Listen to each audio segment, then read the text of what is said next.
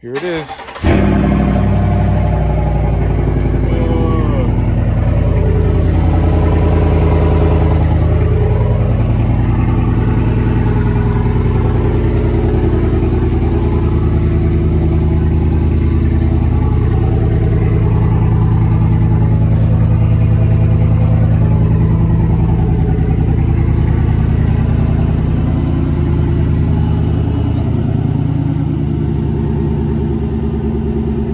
Had to pull the exhaust. So now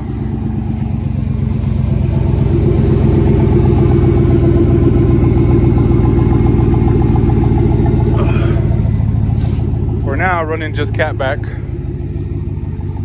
Way too late to do anything else with this exhaust.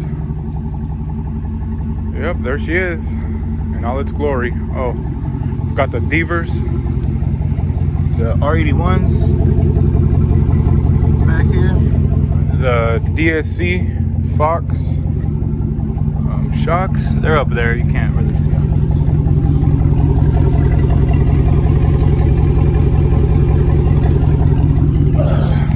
Yep, this thing is massive.